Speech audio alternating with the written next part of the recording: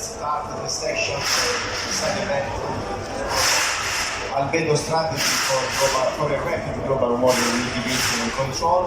The side event is composed by 4 talks. The first one, and each talk is a section of a unique topics concerning the effect of albedo on climatic change and considering albedo as a strategy for global warming.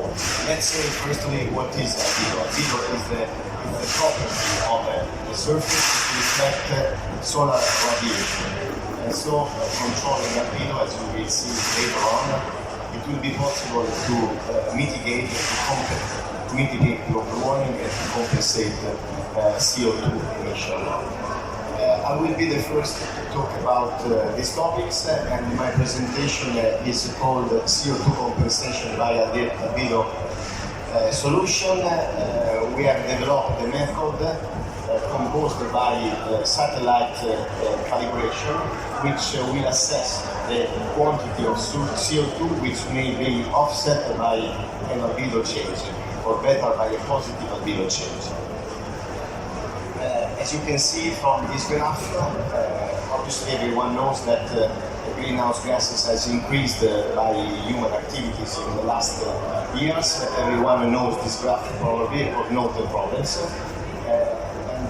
This second graph is also known, is also common, because it lets you see what will be the evolution on global temperature depending on the behavior of humanity in the next years. As you can see in the lower part of the graph, there are 3 main scenarios that IPCC, the National Panel on Climatic Change, has predicted. Each one corresponds to a precise behavior of humanity. The lowest one, which predicts plus 2 degrees on the next 100 years, is the scenario which concerns a good behavior. That is to say, if we apply green labels, if we apply the virtuous behavior on production and on distribution and on transportation, we can control global temperature, but we cannot reduce it until 300 years. If we are bad, if we behave in a bad way, that is to say, if we continue in the actual way of behavior, probably the temperature will rise up to 80 degrees in take a picture, please. 100 years. So this is a very important consideration, because we have to do something, but everyone knows that we have to do something, and each contribution to mitigate and to contrast global warming is important. Let's propose here new strategies which may help, which may be a contribution for a global. Let's start with the drivers. What are the drivers of global warming? They are the greenhouse gases. As you know, CO2 is the most important, but there are also other many gases which contribute to global warming. There are, as you can see, aerosol. There is the land use. You can land use influence global warming in a different way, as we will see later on. There is the solar radiation. Solar radiation is varying during the centuries, so depending on solar radiation, we can have an improvement on temperature or a decrease. And then we have albedo, which I wrote here the last, but it is not the least, because this is the goal of our work. Let's go, please. What are the benefits that albedo may introduce for contrasting the main goal which may be achieved is, as you can see, a direct CO2 compensation, and we have worked out some methods to evaluate such a direct CO2 compensation. Then we have also an indirect CO2 offset, which is produced by the effect that albedo may produce on building energy savings or in urban Italian mitigation. So we can achieve a reduction on energy consumption, and indirectly we can achieve a CO2 compensation too. So albedo and the strategies to implement high-albedo solution may match two main goals which are proposed by IPCC for tackling global warming, which is mitigation and adaptation. Adaptation belongs essentially to the indirect consequences produced by albedo, while mitigation belongs both to indirect and to direct CO2 compensation. The drivers we saw before, or better, the drivers which contribute to global warming may be compared one another by a common currency, let me say. That is to say, the radiative force. It's a physical parameters by which we can compare the effect of different drivers. So if we some way convert CO2 into radiative forcing, we can compare CO2 to methane, to aerosol, and also to albedo. So we have to anyway try to converse albedo on radiative forcing and then radiative forcing CO2. In this way, we can find the relationships between CO2 and albedo. The way we do it, it's the goal of this presentation.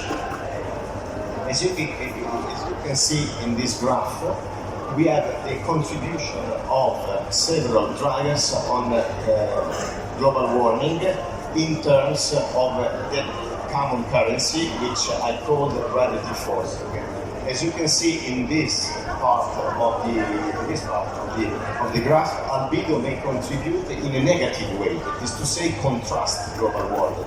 And I didn't do it. We did not do it. This is a graph made by IPCC. So our intervention, our activity is concerning this part of the graph.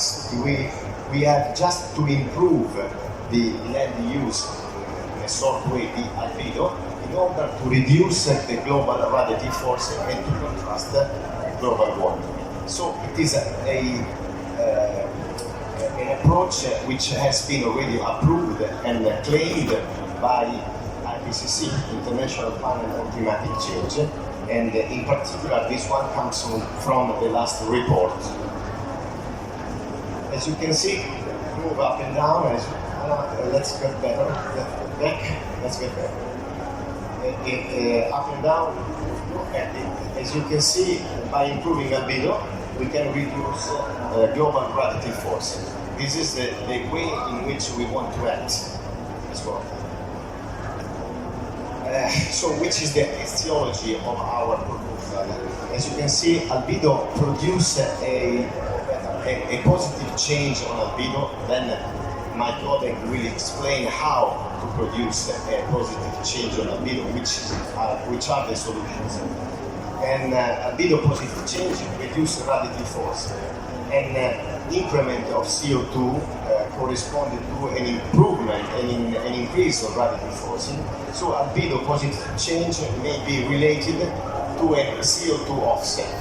And the methodology we proposed concerns a novel procedure we will see shortly. Let's go on. We are not the only one to deal with the topic. There are many other research and research centers which deal with the problem and has already faced the topic of albedo related to CO2 compensation. Each one has proposed a conversion between albedo increase and CO2 offset. But anyway, any research activities has many penalties that we have tried to overtake with our proposal. The main penalties that literature surveys shows are the following.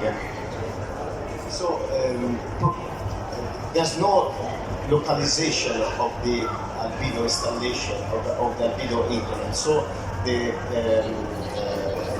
result of a literature surveys does not concern latitude and longitude of the place in which albedo has been increased. And it is a very important, I suppose, missing, a very important leakage of the lack of the literature proposal. Then there's no time variation. Time variation is not taken into account, and so only the average values of albedo increase can be considered. And climatic and major conditions are not always considered as a time variant parameters, but they are considered only as the average value. So these are, I suppose, I think, and we think, the main penalties that any surveys made by other research group carry on. So let's go. And so the proposed method overtakes such penalties because we have proposed a model, a procedure in which a continuous albedo measure is taken into account. In this way, we can calculate and predict radiative forcing in a more precise way. Furthermore, we have also introduced a satellite calibration because I didn't read the radiative forcing definition, but radiative forcing is anyway the difference between the radiation which comes into the atmosphere with respect to the one which exits from the atmosphere. So a control from the outside of the atmosphere is required in order to introduce a more accurate prediction of the compensation effect of albedo. Then the calculation of the CO2 compensation is made by IPCC approach. So we are sure, we are confident that mathematical calculation is made by already controlled procedures. This is the working scheme of the procedure that we made.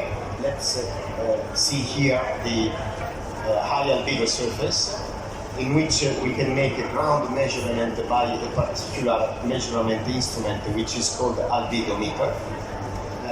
We can make, as you can see, satellite calibration.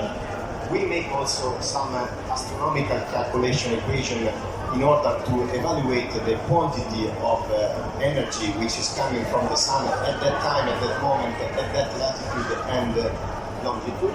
And by this data, we can calculate by IPCC approach and by satellite calibration the amount of CO2 which is compensated by the surface in which albedo has been increased as well.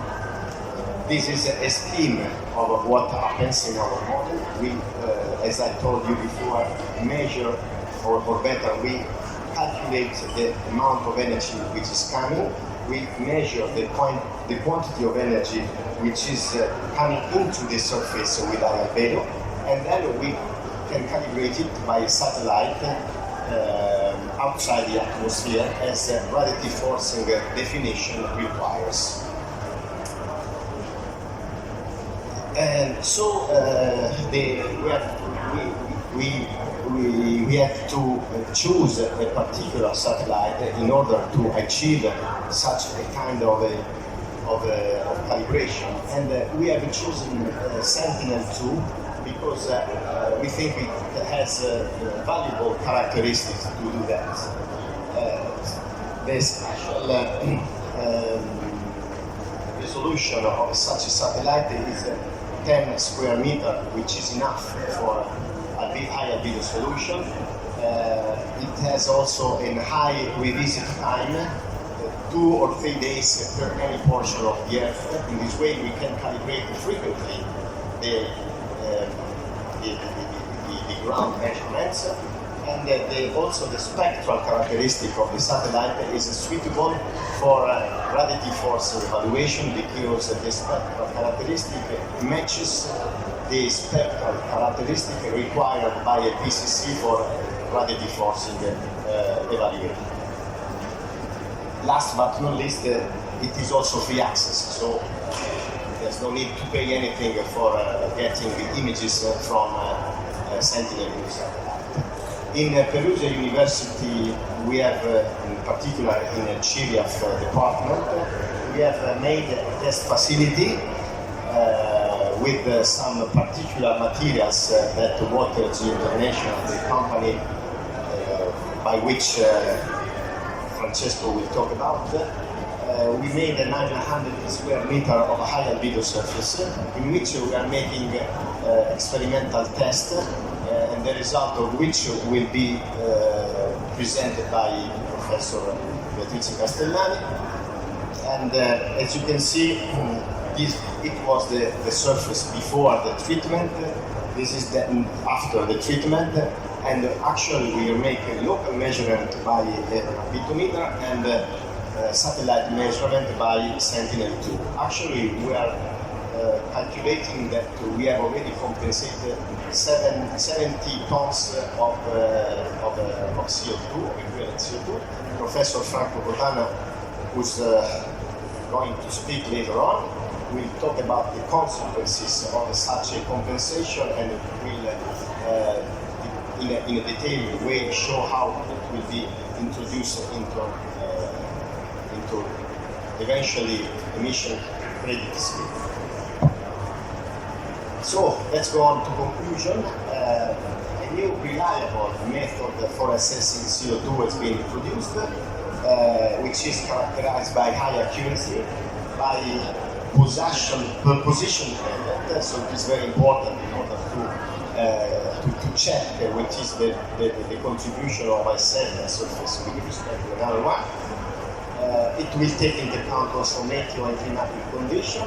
It is composed by also satellite calibration. And so it is proposed, as I told you before, Professor Cordana will talk about it in better detail, to introduce such methodologies for getting emission credit scheme. And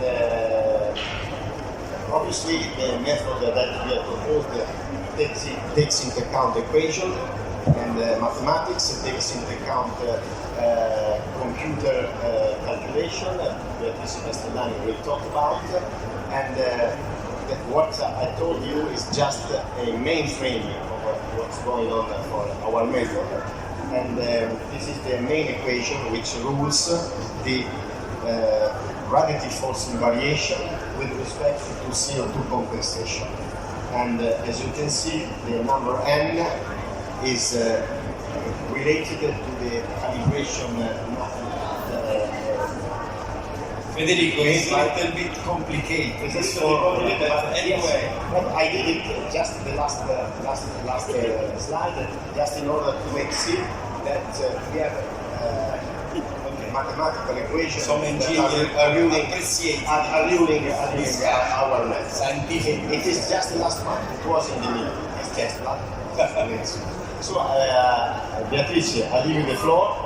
Thank you, Federico. Ladies and gentlemen, now we're going to the final solution of the global warming mitigation. Ultimate. Next speaker she's Beatrice Castellani.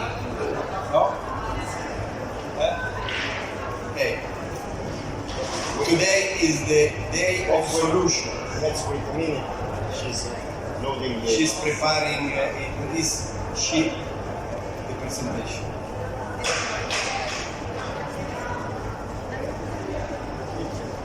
The floor is yours. Let's go on with experimental activities we are carrying out at the University of Perugia. And so this is the topic of my presentation.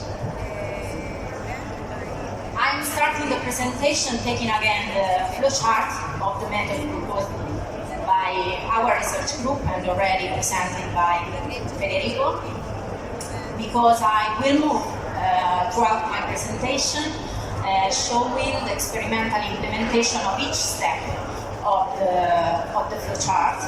And so I will show you the experimental activities related to each part. to implement the method and to test the reliability of the method itself.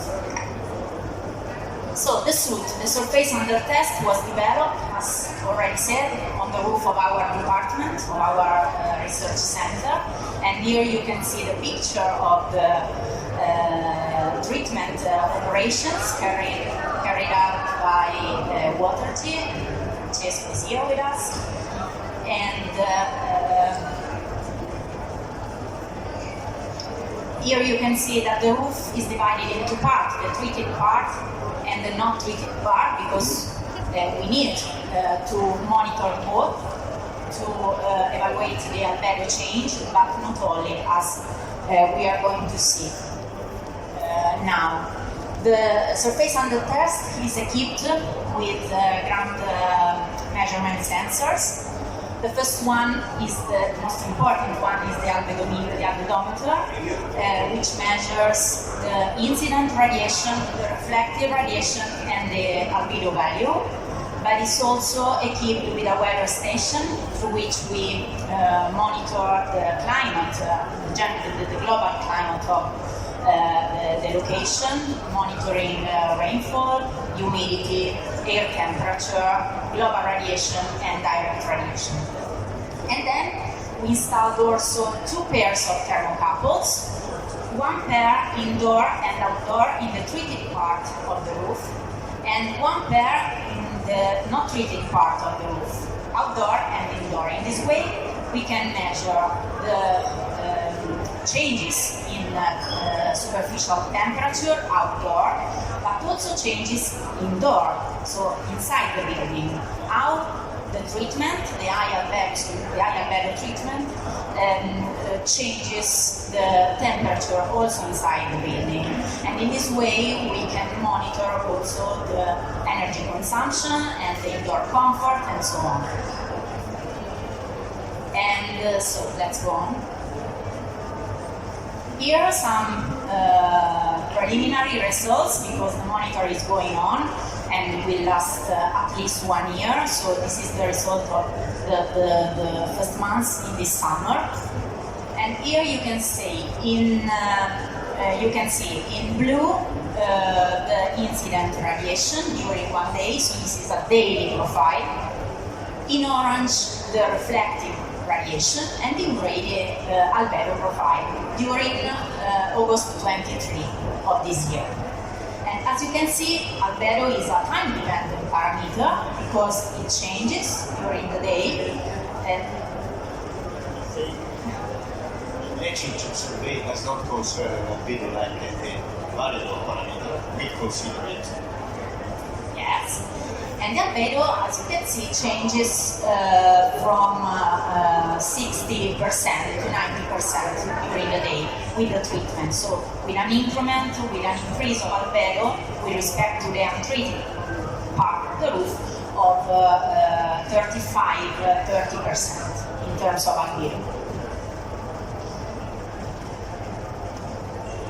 Here are some data about the daily superficial temperature. On the left you see the daily profile, in orange the not treated part of the roof, and in blue the highly reflective part of the roof. So you can see that the superficial temperature is lower with respect to the untreated part. So the high albedo solution gives a significant effect in terms of reduction of superficial temperature.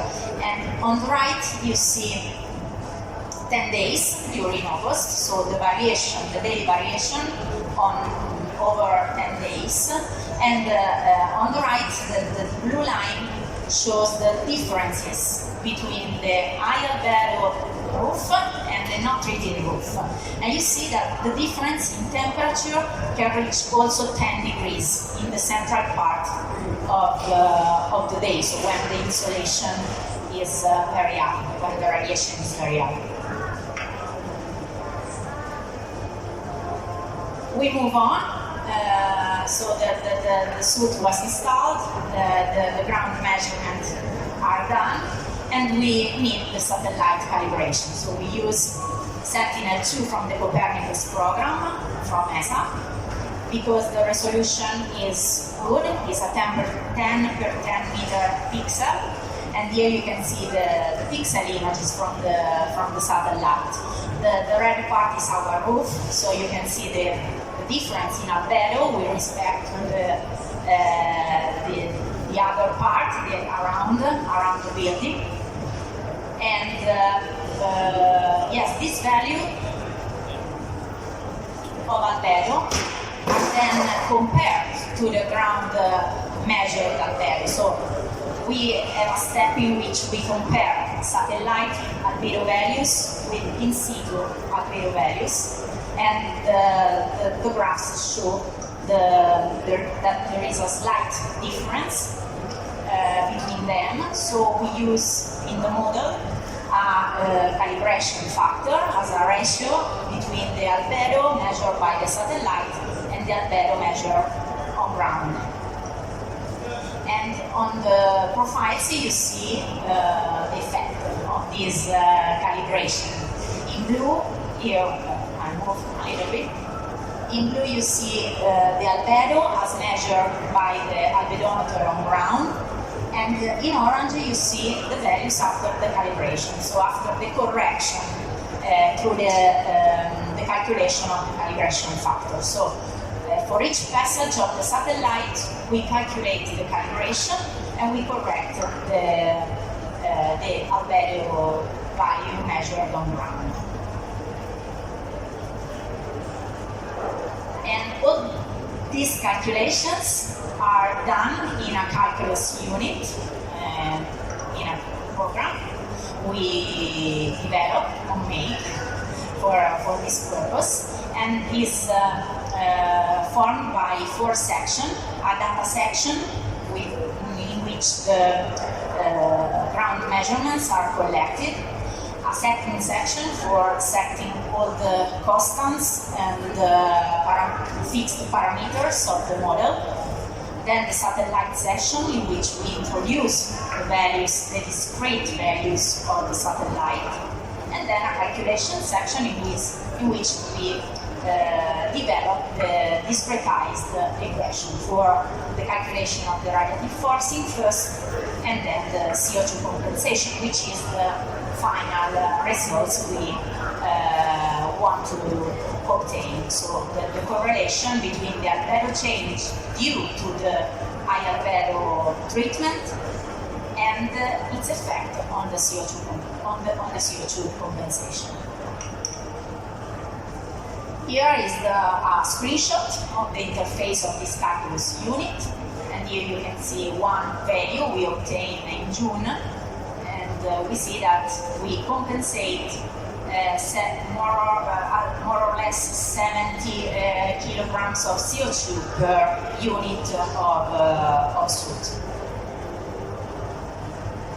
As I said before, our research is going on, so we have a lot of activities ongoing, but also planned for the future. And we would like to acquire experimental data for at least 1 year, and we start in the summer. And because the idea is to evaluate errors due to the ground measurements, due to instrumentation, evaluate the albedo changes due to dusting and fouling, and also planning a periodical cleaning of the high albedo surface. We would like to evaluate also the profiles of radiative forcing and CO2 compensation during a significant time period. In this way, we can also evaluate a proper compensation period for introducing this method, as Professor Botana will say soon later on, to introduce this method in the ATS system, so in the emission trading system. We have to evaluate the proper compensation period. And at the end, finally, we would like also to improve the procedure of the radiative forcing measurement. To do so, we need to evaluate errors and improvements needed for the future. My presentation is completed. So I thank you for the attention. Thank you so much. And I pass. Thank you, Beatrice. Now the floor Yes. is to Professor Cotana. Yes, I move, I stand up because I cannot stay in the chair. Ladies and gentlemen, move on to the application, small and large application, because here today we have the solutions of fighting against global warming. You are my remote control, isn't it? Thank you. What we propose is not a geoengineering approach, but we propose an technological agriculture approach, smart agriculture approach. Agriculture because albedo could be a solution or contribute, very big contributor to the mitigation of climate change. We know that what happened with the climate change. More energy are stored between air surface and atmosphere when the CO2 increase. And let me just a moment.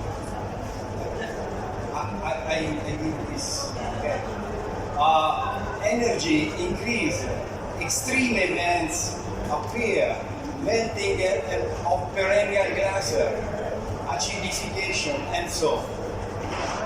37 billion tons of CO2 each year are put in the atmosphere.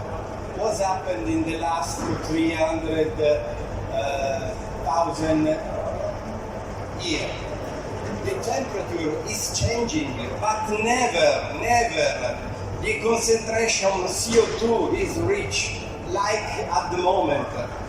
420 ppm is unbelievable concentration.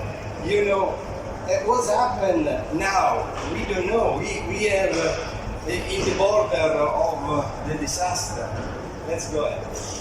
The temperature rising, obviously, the human driver became very important. And also science. 2009, the World Health Organization proposed the aim of protection health from climate change. It's important to understand the linking between energy source and the human health. There are many links between the emission of CO2, not only air pollutant, but also social economic system. Mortality is increased, and also other effects to the health, human health appear. Pulmonary, cardiovascular health, brain development, cancer, and so on. So, what we starting to study is the urban Thailand apply the albedo approach to the building, the first. You know that urban Thailand is a big problem, not only now but also in the future. At least 78% of the population is expected to live in the cities. And the increase of temperature in the cities is reached up to 10 degrees comparing to the temperature in the countryside outside the city. So, UN agenda starting to push the target and the goals, 70 goals you well know, that we can divide this goal in planet, people, prosperity. At the end of this application, peace and partnership, cooperation between humanity must be must be applied for reach these goals. And what we want to do is have this target as a main goals of our technology. Go ahead. This is very complicated scheme about the energy consumption in Italy, but what we want to explain is that 40% of energy is used in the civil application, only 3% in the agriculture, and 27% in industry, and 30% in the transportation system.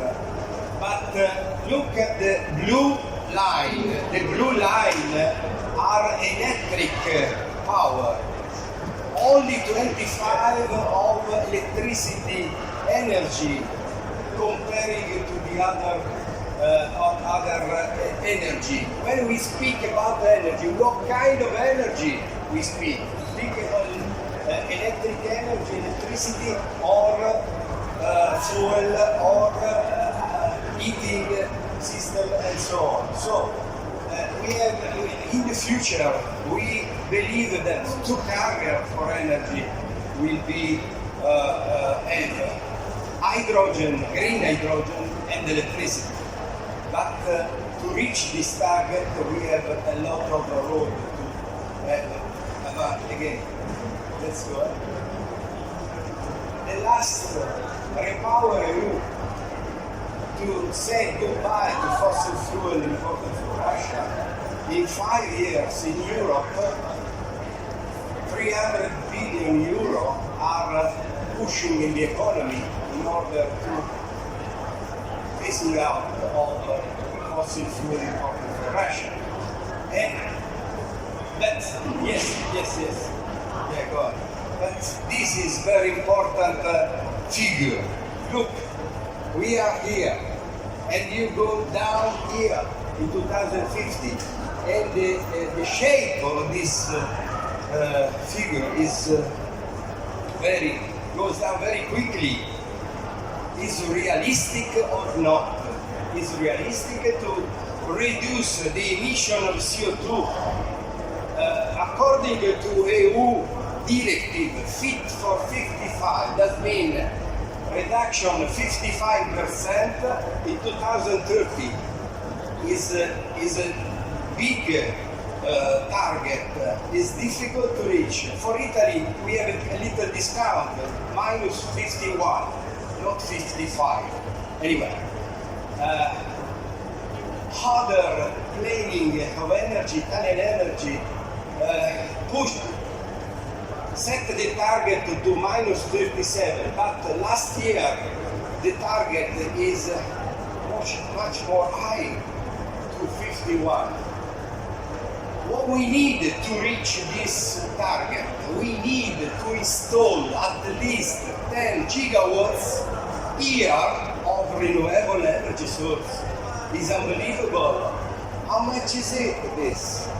A lot of photovoltaic panel, a lot of use of biomass for energy or for biofuel, a lot of wind power, and so on. Is it realistic or not? We don't know. Anyway, we hope that will be appear, but you know which difficulty is to install photovoltaic because of people fighting against the installation, the environmental impact, and so on.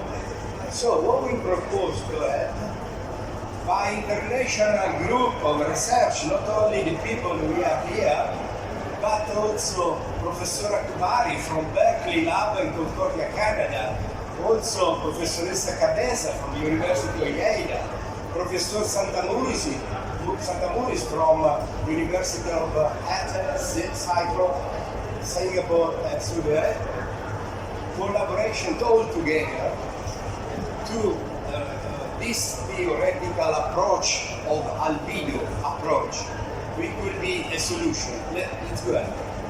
Oh yes, this is all the energy balance between sun radiation and global air. I want to show only this.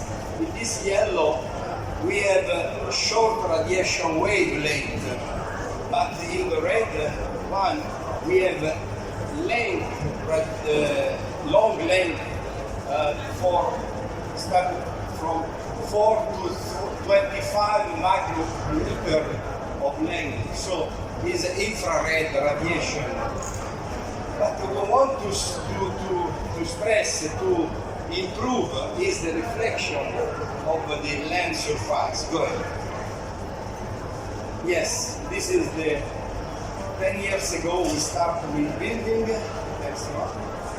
And this is the last application of your product. Next one. Not only white, there are also other colors.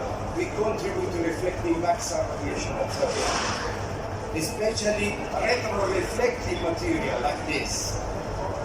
But what we want to propose now is high-albedo membrane for horticulture to have together some goal together.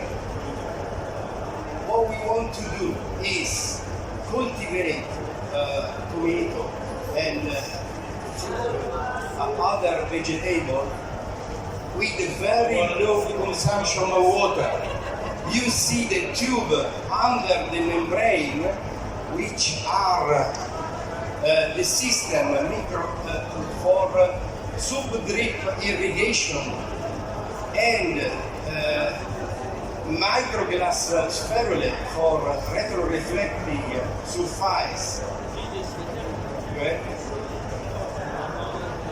So the effect of this membrane is rainwater collection, thanks to the preparation of land and thanks of the underground before installation. Mulch to avoid water evaporation, weed growth, and pesticide use. And finally, much more important, albedo effect retroreflecting solar radiation. Look at this proposal. We want to collect rainwater and storing it underground, which this preparation of the land. Right? And this is the first application in our department in Perugia. You know, this is 100 square meter, and for 4 years we cultivate tomato and other vegetables in order to give food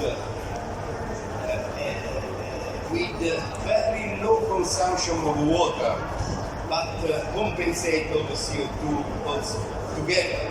Let's go. Yes, this is the scheme of our experimental field, and there are only the water tank which are storing here by drainage system, and then the water is pushed under the membrane. This is the result, very, very interesting result.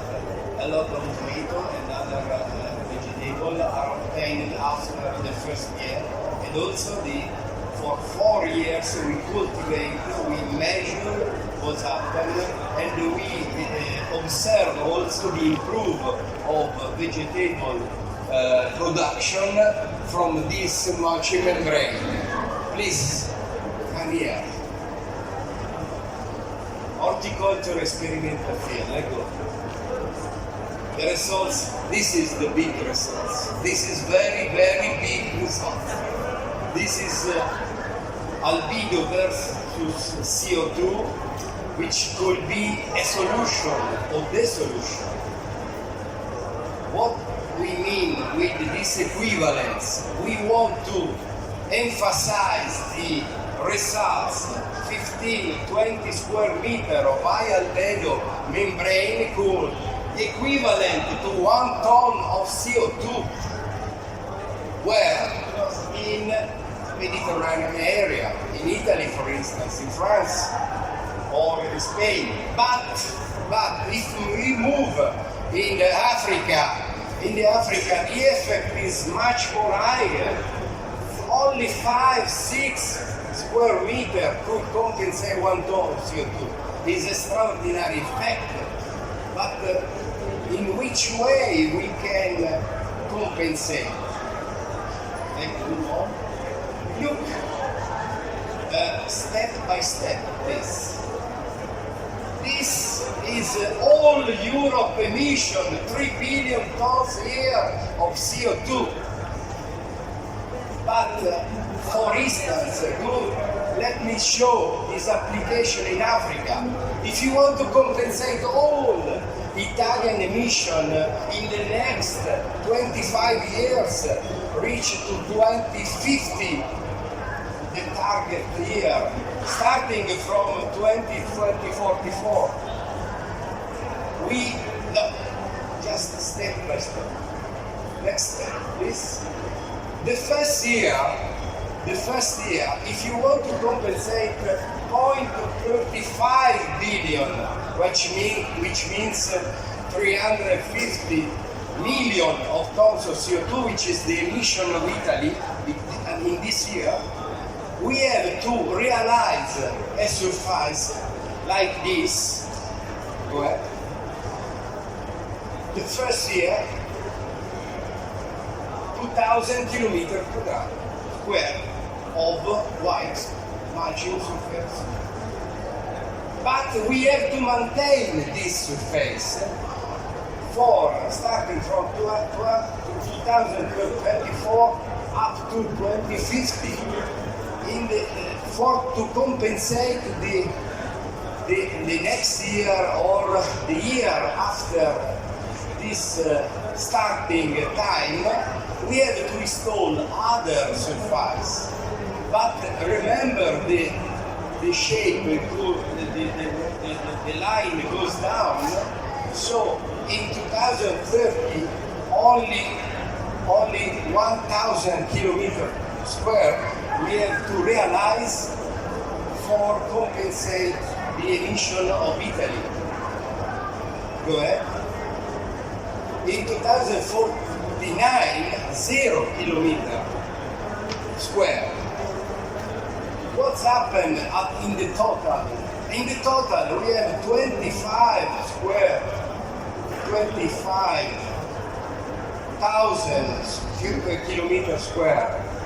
This is the total amount to compensate from now to the end of the target of to decrease the temperature. This is only an example deal with Italian emission, but you understand what is the proposal. Is to help poor people which live in the sub-Saharan area, to give people food, to give the people no fishing pole, in order to improve the economy of these poor people. Let's go ahead. Imagine, like song of Beatles, imagine a dream.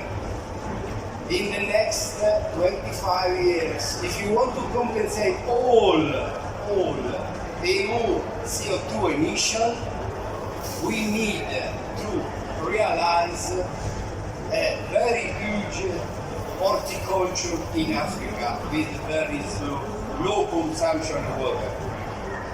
You know that Europe in total, the emission now is 3 billion tons a year.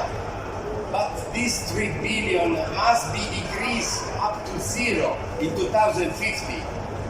So what we want to do for this approach, about 200 million people could have a benefit from this approach, but we have to realize about 25 million hectares, that means 250,000 kilometers square of horticulture must be created that produce food with very little water and compensate about in the total, in the all 25 years, about 37 billion of CO2. At the cost, which are the costs? Look at the cost. The costs are, we consider 6 square meter of multi-membrane, and the cost is to substitute this membrane each 6-7 years, and the cost of the membrane is 16 euro each time, for the total of 48 euro. But we have also an incentive for farmers. They must clean the membrane each time, because satellite is still monitoring the amount of the energy is reflecting back. So it's very important to give incentive to the farmer, which is not a few euro. Is interesting, increase the economy, but also give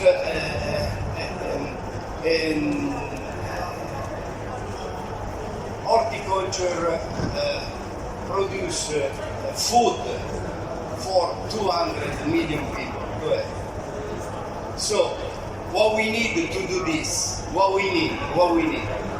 We need first an high-albedo international agency.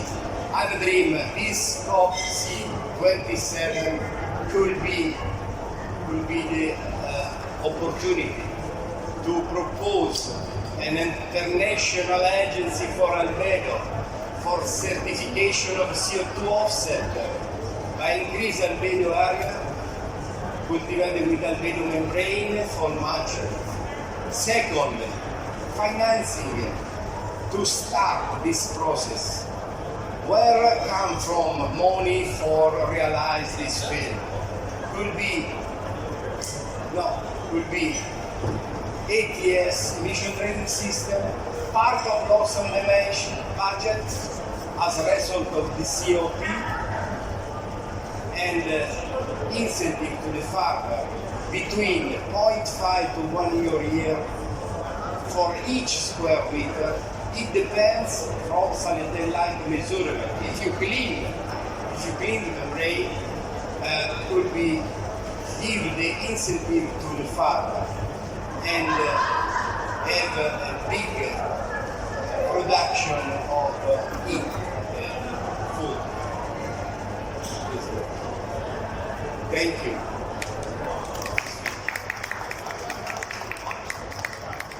So let's talk about materials and the media in order to get the high-albedo solution. Francesco Paolo is coming from Waterage International, a company which deals with materials for high-albedo solution, and the company which supplied us for making the test facility on the roof of the Perugia University we have shown you before. He also provided some materials for the vegetable field in which the film has been tested also. Okay.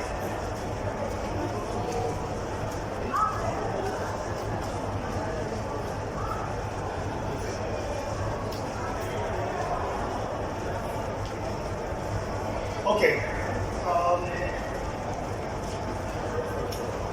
All we have said up to now need fund.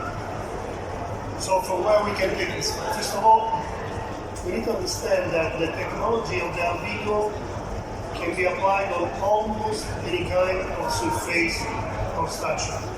And there are also consequences related to the use of this technology. Let's start with the urban-Italian effect. The urban-Italian effect costs to Europe from 5 to 6% of the total energy consumption of the whole Europe. This value increase if we move to the equator up to 11%, 11.2 in some parts. So If we can take back this amount, it's already a part of fund that can be used to increase the albedo of the planet. Our planet is reducing its albedo. The last study done from the University of Pennsylvania showed that the Earth is getting darker. And this is a vicious circle, because getting darker, the temperature will increase, and increasing the temperature, we will melt more ice, and then the Earth will become more dark, and so on, and so on, and so on. So we don't have much time to solve this issue. So we need to find something that can give us the fun to do it, a technology that is proven, that works, and that lasts long. This is an example of the difference of temperature between the center of Athens and the surrounding area. And the other effect related to the way how we are building is the generation of CDK, where we are increasing the wind speed. We can have standing here in the lower part. This will make the quality of the hair get worse. So it can lead to health issues and so on. The health issue will become a cost for the community. So we may change the speed of the wind, the verse of the wind, using different kind of the material that generate albedo called cool materials. If we play, for example, this is a proposal I did in Qatar around 7 years ago. We can play with the color of the buildings. In this way, we will change the temperature of the surface of the building, and changing the temperature, we will generate a gradient, a thermal gradient, that will force the hair to go in some direction. The two characteristics that belong to the cool materials are the isolar reflectance, but the other important one is the high thermal emission nighttime. When the sun goes down, this kind of material re-emit very fast the little heat during the day they get as energy absorbed. As a consequence of this, we can have a directional airflow during the day and the opposite direction during the night. Let's see an example. Let's make an example of a town close to the sea. We can take the heat to the sea during the day, and we can take fresh air from the sea to the town during the night, cooling our building, our houses, our warehouses.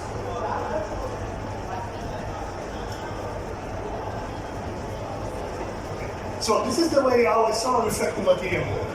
High solar reflectance daytime in the visible, ultraviolet, and infrared. Of course, this means that the structure of the building gets less heat during the day, so there is less heat built up inside the building, and less heat penetrate inside the building.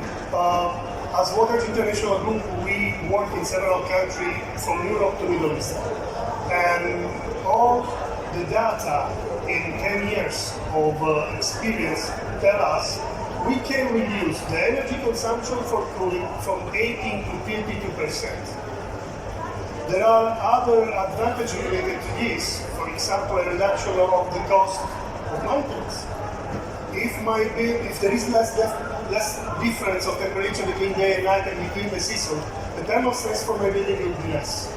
So I will need less maintenance, and in the same time, I will extend the life of my building. This means that my amortization cost per year get lower and lower. The other characteristic is the high infrared emittance. So my building get colder faster. So the urban heat island effect, this effect for who the building during the day get the heat, store this heat. Once the sun goes down, the cities release it, and they are just warming each other. We will not have heat stored in the building and in the structure, so there is no heat that can be exchanged between the structures. Let's see some kind of application where we can apply cool materials, where we can improve their building. We can do roof. This is a roof in north of Italy, where we reduce it by 29% the energy consumption. And we have two ways of reduction. The direct reduction of the AC by 25%, and the 4% reduction in the food refrigeration inside. This is a mall. The food refrigerators need less energy to keep the temperature because my building is colder. So there is less use of electricity, less use of the engine of the machine, so life extension for the machine and so on. Italian highway gas station. Going back to the methodology that Federico exposed in the first one, every time a car passes by a gas station, for a while the engine is on, generates CO2. This CO2 increases the total quantity of CO2, so in some way contribute in the increasing of the global warming. What if I create an interface with high-albedo to compensate this effect? We can have a zero-effect gas station. This is a project we are working on also in the Emirates, and later on I will show you how you're in the mood. So technology, we are talking about roof, warehouses. Why we don't change the roofs of our warehouses from the center of cost, because they come from there, to the center of profit? I have two ways to get profit. I reduce my energy consumption. These are money that stay in my pocket. The cost of cool materials for roofing today allow you to have a payback of 2 years and 6 months, 2 years and 8 months. Moreover, today the technology allows you to have a cool roof that is a waterproofing system. You can do thermal proofing and waterproofing in the same time. And when I will do this, especially for warehouse, where, for example, we see this in UAE. In UAE, due to the difference of temperature between day and night and summer and hell, how I used to call it, because the temperatures are very high in that region, the thermal expansion of sandwich panel roofs are so high that usually after 3 years, the roofs started leaking. So my amortization cost, it's jumping high in a unbelievable way. I can solve the two problems in one shot. Walls. Today, the cool materials technology take advantage also of other technologies that can be applied, like for example the photocatalysis. The photocatalysis, that is a reaction between the titanium dioxide that is in the formulation in the UV, literally clean the air from pollution. We can transform our house in an air cleaning system, and in meanwhile reduce our energy consumption, reduce our CO2 emission, because we consume less energy, less CO2 is produced. We can compensate part of the CO2 through the albedo generated by the coatings, and cost-wise we are in line with the normal products that are used on the market. In my opinion, we should apply only materials that can help us to manage the thermal equilibrium of the Earth. This is a school in Singapore. Pavements.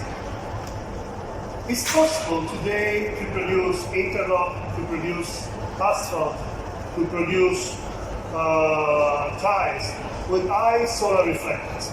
The most important thing, and Professor, I highlighted this, we don't need to have everything white. Our black can reflect 29% of the sun radiation, most of it in the near infrared.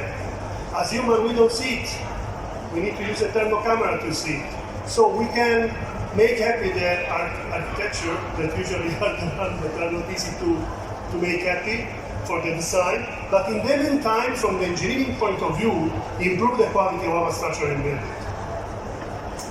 This is a school parking, and we have done a pilot project with the Minister of Energy and Infrastructure in the United Arab Emirates,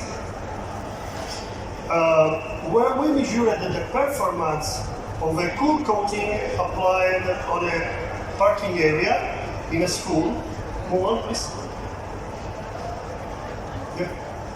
Okay, the school is a very symmetric structure, as you can see.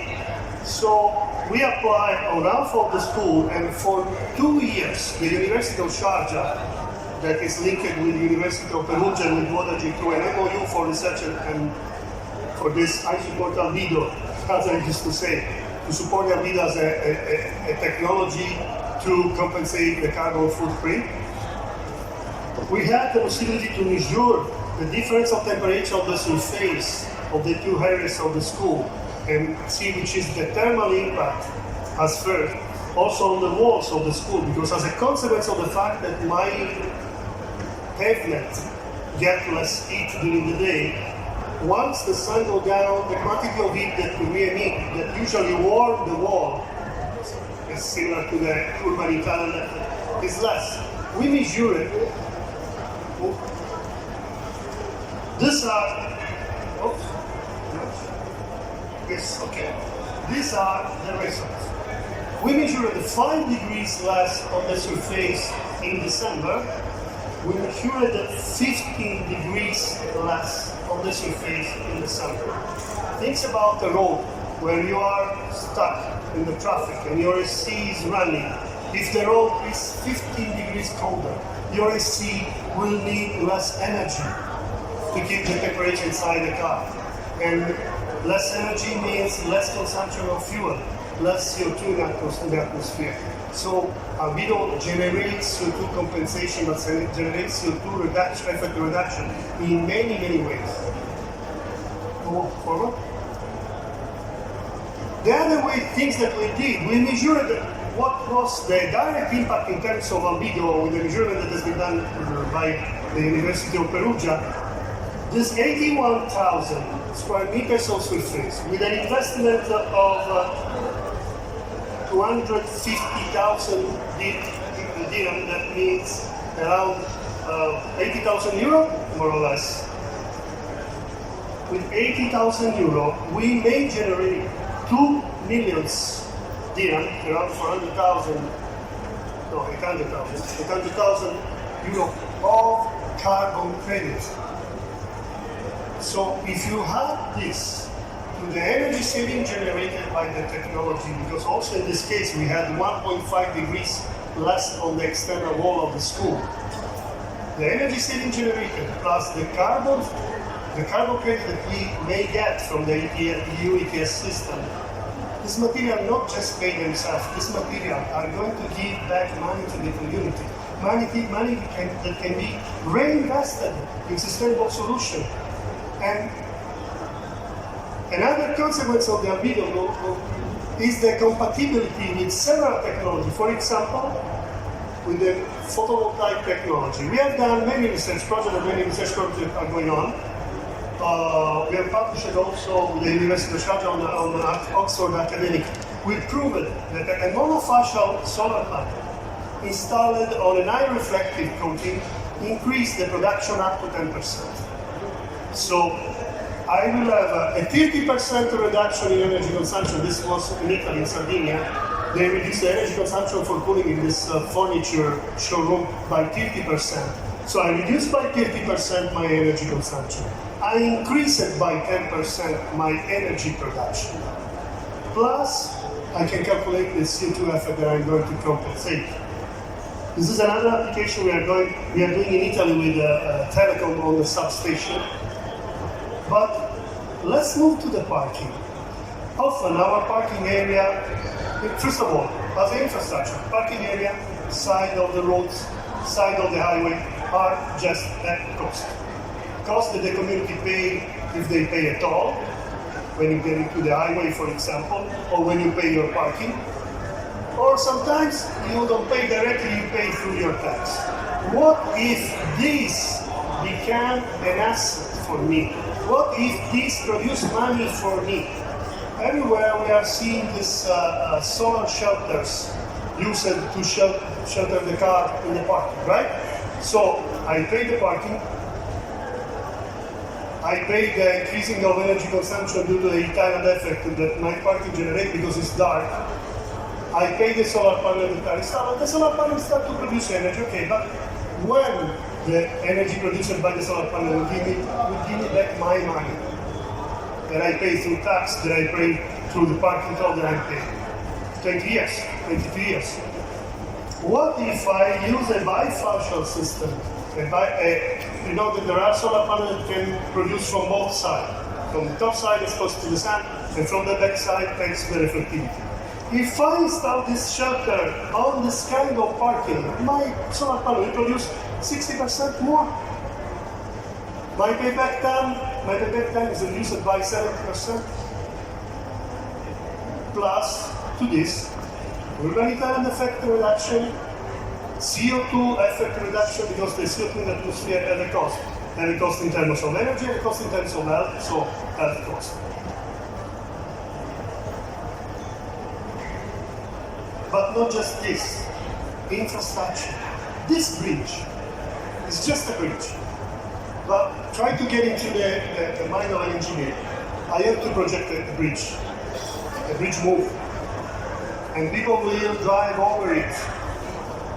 I have to calculate exactly how much is the expansion that I can keep with my bridge. Otherwise, the people will drive on and then now the bridge will not be there.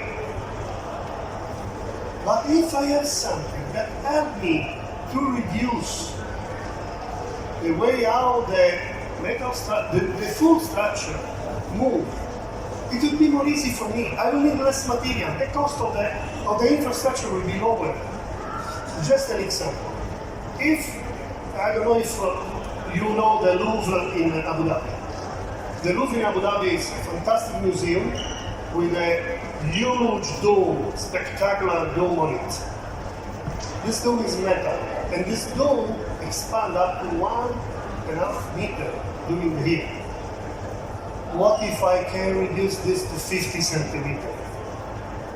It's all a benefit. It's just a benefit. So, well, this is my conclusion. So the use of new building technology that has been proven effect can easily reduce the energy consumption, compensate the carbon footprint, and reduce dramatically the cost of maintenance for our building structure. Tests carried in GCC, in Africa, in Europe, Singapore, in Israel, in Turkey, told us up to 32% of energy consumption reduction. Test simulation all over the world showed us that the payback is always within the warranty time. Means my system will work even after it will finish to pay itself. I used to tell to my clients, I used to say to my clients, you are just lending the money to the technology. The technology will not just give you back the money, but will you make a profit on it? Less energy leads to less pollutant production, so health improving. Which kind of habit we are going to give to our children? The maintenance cost reduction in terms of stress for infrastructure, life expectancy extended. When I do my budget as a government entity, I can do my budget considering that the life of my structure, the life of the service I'm giving to the community will be longer. Of course, if we use SAC, the indoor-outdoor air quality improve, the Italian effort distribution, to have the approval and to manage the HIAS, the high-albedo system. So to manage the albedo will help us to a more easy transition to zero carbon. And this is a quote that I like to put at the end. It is time that our warehouse, facility, factories, and in-houses stop to be a place for just shelter. We need to change it in a place to live. It is now time to start to take care of our world. Never forget, the planet in any case will survive. We will not. So it's something for ourselves. Thank you. So the subject is over. Let me say a last message which summarizes all the talk that we made here. Now we have a new procedure to evaluate exactly the compensation effect of albedo in terms of CO2. We have a test facility which are going to monitor such a relationships between albedo and the compensation effect. We have also the political and policy program. We have all the materials. So what we ask here for is the necessity to recognize albedo as a methodology for getting emission credits. So we ask for to policymakers and the government to introduce albedo into an emission credit scheme. We are working on it, we are working as a company, we are working as a research center, but we need support from everybody, because now it is clear that albedo works as a strategy against the global warming, and now we know how and how much it works. So it is time to introduce such strategies into an official scheme, as well as European emission credit scheme or any other emission credit scheme. Francesco is working on the EAU emission credit scheme. We are working on European emission credit scheme, but it is a necessity to do so. We need an agency, because an agency has to control and to evaluate installation in order to get emission credits. We need the contribution and the help of economists, because we have to calculate exactly at that time how much is the compensation effect and the economical refund. And so I think it is important, it is the main message that we are here for. If I may, Federico, okay, we have a toilet work. Technology work is proven, is available, is affordable. Now we need that at political level, the international community stop to promise we will do, but start to take action. And to take action means step on and push for everything can help us. It's not the first time that this planet has something that totally changes the condition. Don't forget, 1,000 years ago, this planet decided to reborn. If we will not move fast and in the proper direction, this planet can decide again to reborn. And if the planet reborn, we will not be here to see this show. So what we need to do, each one of us, because we cannot say, it's a political thing, I cannot do anything. No, the politicals are there because you wanted them to be there. We have to push our government, we have to push our decision maker, we have to tell them, I don't want that because of your inactivity, I will be responsible of the, forgive me the word, of the very planet that I will give to my children. I feel responsible. I have to treat my children. I want to look in the face of my daughters and be proud of it, not ashamed. Hello. So, is there anyone for any question? Any question? Yes. Could you introduce yourself, please? This is Dr. Mohammed from University of Technology from Iraq, Baghdad. Many issues you introduced about sustainable materials and use albedo or comparison between underground measurements and satellite measurement. Which do you think more accurate? Satellite measurement or underground, and why? I want to get from you consumption about this issue because I'm so interested. This the first question. Yes, we think that we need both.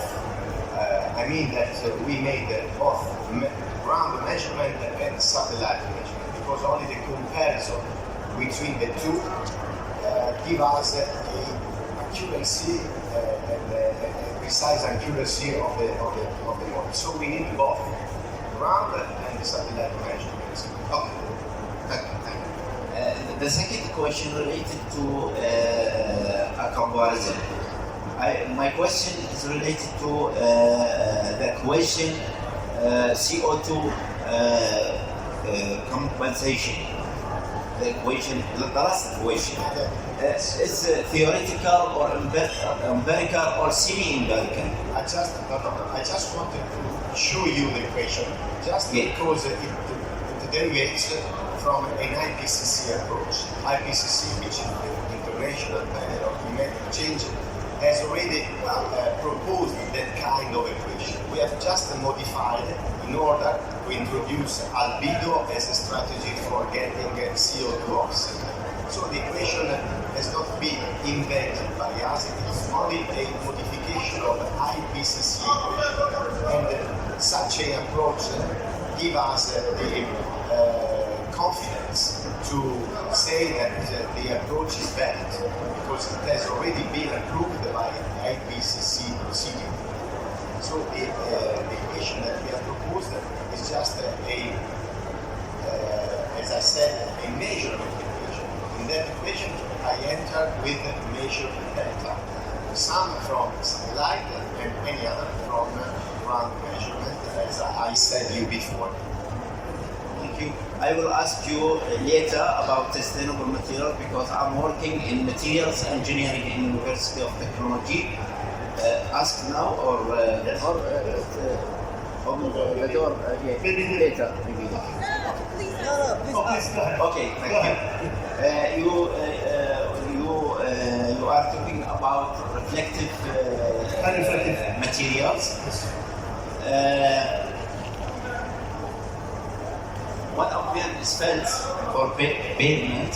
You know, felt is plastic and widely used in my country and Middle East in general.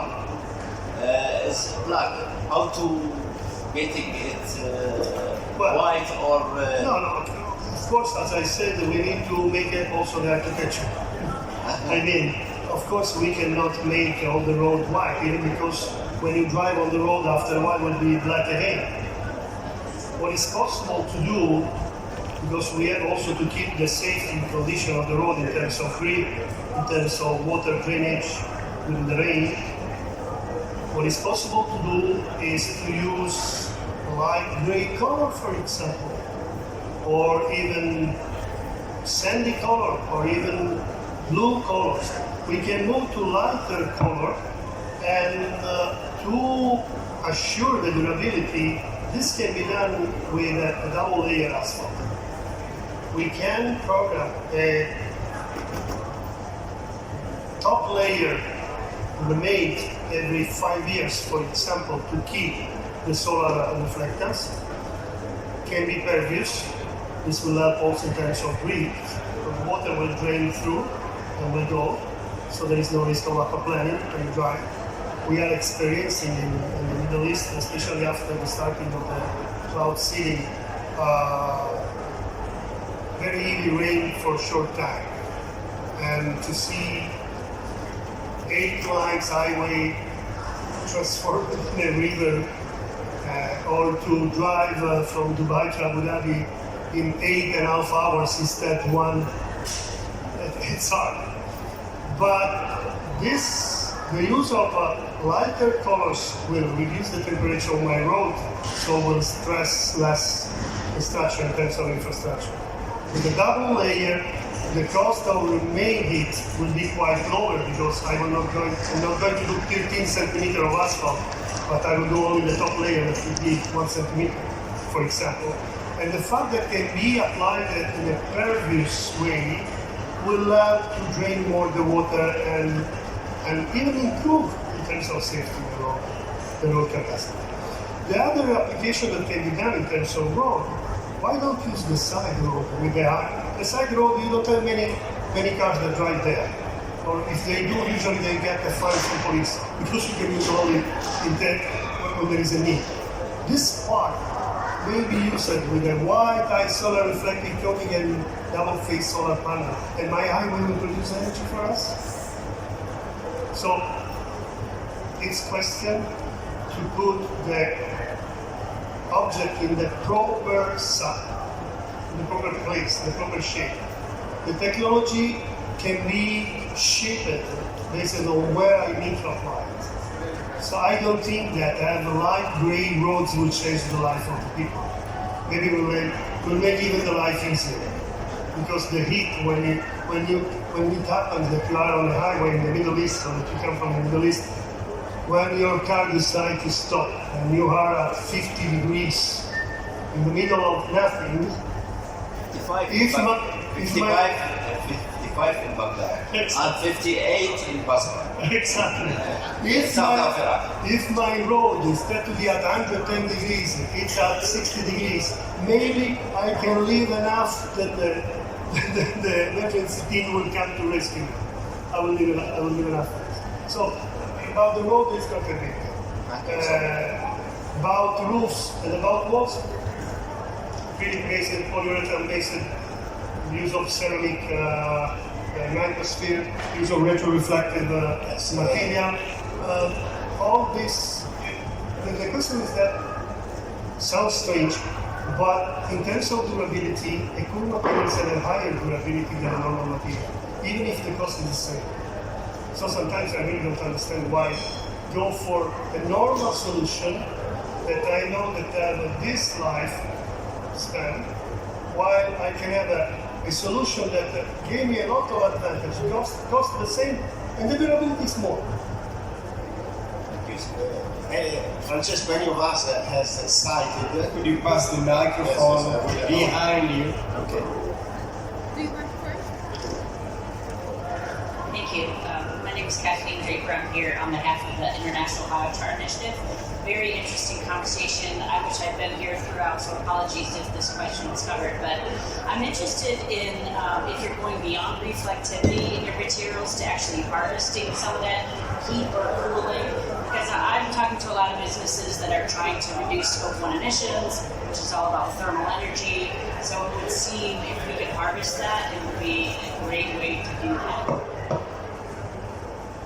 You mean to reuse the radiation that we are throwing? But solar is one of the best solutions. For electric, but what about for thermal heating? Sorry? Solar is great for electric, but what about for thermal process heat?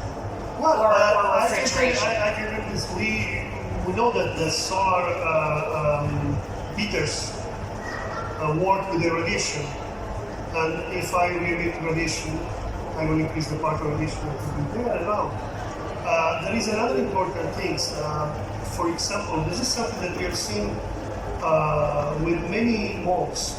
The use of cool materials on AC duct. Because usually the AC duct are made in aluminum and there is any insulation material inside like rock wool or polyurethane foam sometimes. But the thermal characteristic of the metal is very, very bad. So what happens that when you take the air from inside the building, the air getting to the conduit is still warming. There is still heat warming. And another important thing is when the sun goes down, I still have heat stored in the insulation. And this heat will still warm the air that I'm getting from inside the wall before go to the chilling system. Instead, if I use high reflective coating on the conduit, when I take the air from inside the wall at 34 degrees, 55 degrees, 56, and I have outside 28 degrees and my cool coated surface is at 50 degrees, and with a higher thermal emission, I will start to cool the air already in the conduit, and this will require less energy from my system to keep the temperature. We have done a very interesting pilot with a food company in close to Latina, and we applied cool coatings on the water cooling towers. They need the water at 28 degrees for the process, and the water was coming out at 30 degrees and was losing 3 degrees in each cycle. So they need to recycle twice in the water cooling tower. Of course, this means more water will be evaporated, so I will lose more water. More concentrated water will go to my depuration plant, It means also you have to use more chemicals for formulation and so on. After we go to the tower, we reach 25 degrees in one shot. So they cut it by 50% the energy consumption, by 50% the water that they were losing, and of course the quantity of chemicals that they are using in the preparation plant is less. Thank you. Any other question? Yeah, maybe I am the last one. Thank you very much for your presentation. It was great and it was very interesting. I have a question regarding. Is it better? Sorry.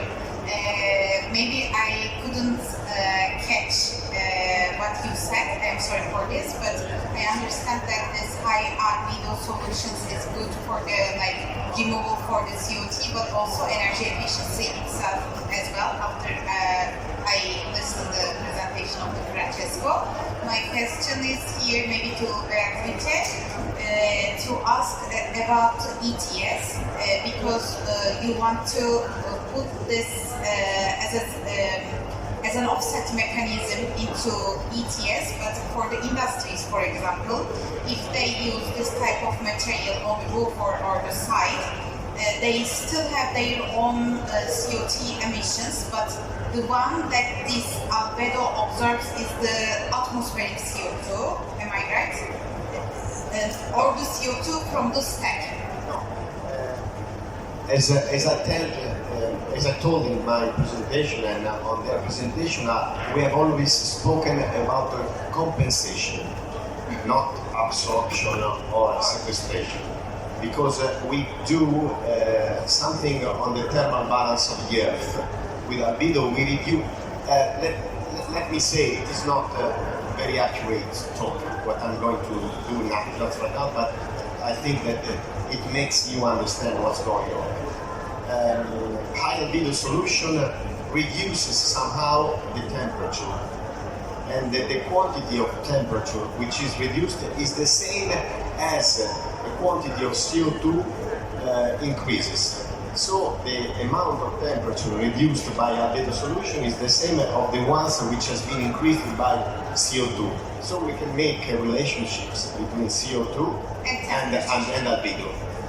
Okay, so it is not a sequestration or an absorption, it's just a compensation. On the other side, I was speaking about indirect action of high-albedo. In that case, it is a reduction of CO2. So compensation, direct effect of high-albedo solution, and reduction, indirect effect of high-albedo solution. Why? Indirect effect of albedo solution produces reduction, because they reduce thermal and electrical, anyway, energy consumption, and so a reduction of energy consumption to achieve the same work reduces also the CO2 emitted. So there are a double effect. One in terms of compensation, that's the main topics I've been talking about, and one concerning reduction is the topics that Francesco and Professor Rodana has spoken about together with the compensation effect. Okay, and for the processes, it is coming from the kind of efficiency and the things, and the other one is the compensation. It's the additional effect. It is also the main effect, compensation, in terms of quantity. But anyway, there is also a indirect effect which concerns reduction. But anyway, it's like insulation, thermal insulation for a cold area or a heating dominant zone, as they say, reduces the consumption, so reduces the CO2 production. Okay, thank you. And another small question also. I understand that Italy has a 350,000 million tons of emission in 2020, and or today, I don't know, and needs to be reduced half, like 175,000 something in 7 years. And do you have any calculation or do you have any forecast the effects of this solution on the decreasing of the CO2 or not? I think that Yes, I show you just an example before, but the calculation is very easy to do because we have the parameter that is not difficult to do this. We didn't do right now, but it's not difficult to calculate how much is it. It depends on what we want to do, how many surface we have available for implement horticulture for poor people in Africa, for instance. What we want to do is to start this process, and we want to see what's happened in terms of production of food, reduction of water consumption, reduction of energy, and we believe that this technology is a technology that we go together with the reduction of CO2 emission, reduction of energy consumption and fossil fuel consumption. Is very interesting because the effect to poor people are very high effect also in order to reduce immigration, for instance, which is a big problem for us, for Italy. let me tell you another thing, Davis. Why did we stress compensation with respect to reduction? Because you may say reduction is very important too. Why are you talking about compensation just right here? And you speak about reduction as a complementary effect. Because reduction has already been dealt in many other surveys. It is known a reduction. If one company reduces its consumption, it already gets emission credit from a scheme or something like that. Furthermore, it gets a saving on money for energy consumption. So it is already known and it is already somehow approved. Now we talk about compensation because it is a new concept which is required to be introduced into a system, because even the concept of compensation is a little bit tricky to be understood. So that's the reason why we are stressing here such a concept, in order to let it be understood by policymakers at home, by governments and so on, because we do think that compensation as well as reduction may be a valuable process which is fair to be introduced into an emission trading scheme. It's an narrative. They are narrative. If I can add just one thing, the installation of albedo in terms of time requires speed. If I want to sequestrate CO2, think about I need to build a facility and then I can do 10,000 square meters of high-albedo surface per day. And in terms of cost, it's affordable for everybody. We don't need to have huge capitals.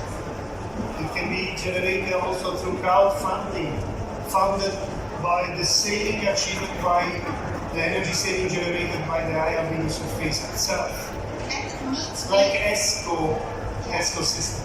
excuse me, it needs maintenance in 10 years or Well, usually the life expectancy for an acrylic-based material is around, in terms of 100% performance, is about 10 years. 10 years. And after 10 years, it can drop down. For the polyurethane, go up to 15 years. Then it depends also on the location. Yeah. If you are in a desert location, dusting may produce a reduction on albedo, and probably you have to clean. Usually a cleaning program. Then some materials are also self-washable. That is to say, when the rain falls down, Yes. they self-wash because they have properties which are suitable for self-washing. Thank you very much. One objective of the research indeed was to evaluate the effect of dusting on the performance of the albedo chains. Let me finally tell you something about the retroreflecting material, because each one of us has a site in such a kind of materials, and we think they are very important, especially for reducing urban environment. Retroreflecting materials are materials which reflect the solar radiation which hit them in the same direction as the radiation is coming. So, as you think, when you figure out, for example, a urban canyon, a place surrounded by buildings, when sunlight goes into the urban canyon, in the diffuse normal material, it is spread all around the surfaces, and it contributes to warm up all the area. When you use, especially on facades, retroreflecting materials, the energy is reflected towards the same direction, so it doesn't hit the canyon itself. So it is very convenient and useful for urban application and also for agricultural application, because if you think to wave deform the materials, they may be even more active if a retroreflecting material is used, because they have a shape in which a sort of canyon has been resembled. So they work as well as an urban canyon on urban area. So retroreflecting materials are also a novel kind of materials we have widely studied, and which are suitable on company, and so they can be used for such kind of solution, especially on vertical application. So, is there any other question? So thank you for your attendance, and we have finished our presentation. We also thank you. Thank you very much. You can find more and updated information on internet site, which is the name of the internet site, albedocontrol.com. Albedocontrol.com is an internet site in which such an information are updated, and the concept we're been speaking about today are also shown. Thank you so much.